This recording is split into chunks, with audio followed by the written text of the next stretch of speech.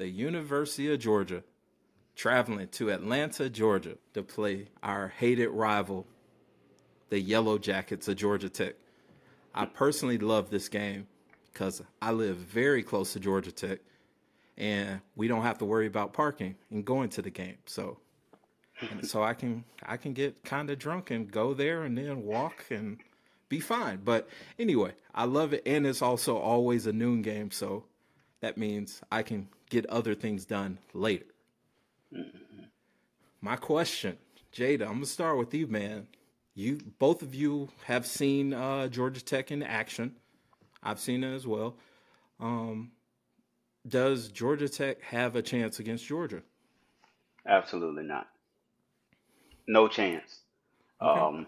It might look like that in the first 15 minutes, but after that, there is no chance. Y'all will be fighting and playing for something bigger, and you might even be trying to fight for that number one seed in the playoff.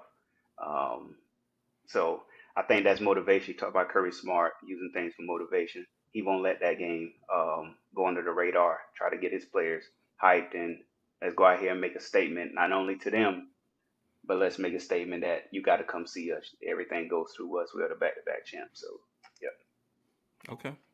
Dallas, what you got? On paper, it looks like a game that could be tricky because it's, you guys will be thinking about SEC championship game, So and look Georgia ahead. Tech's been terrible for a long time. Georgia Tech has a quarterback who can play football. He can run around. And they have, they fired their defensive coordinator, and they've been demoted the defensive coordinator, been a totally different team ever since. But Kirby Smart is way too good at moving the needle on his players' emotions. He'll know how critical this is. He'll know the danger of sleepwalking through a noon game in Atlanta, and he'll have them fired up like it's the national championship game, and they will beat the hell out of Georgia Tech.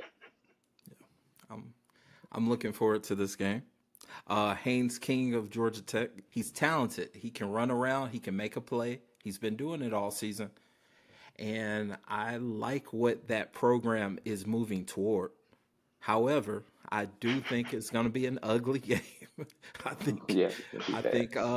think Georgia has they have murder on their brain at that point. They're like, it's way too late in the season to take a loss. It's way too late in the season to make a game look like we're not a dominant team. So I agree with you guys. I think Georgia shows up, shows out. I think Brock Bowers is back that game, hopefully. Okay. I was going to ask, yeah. Yeah, I think he should be back that game, hopefully. Knock on wood.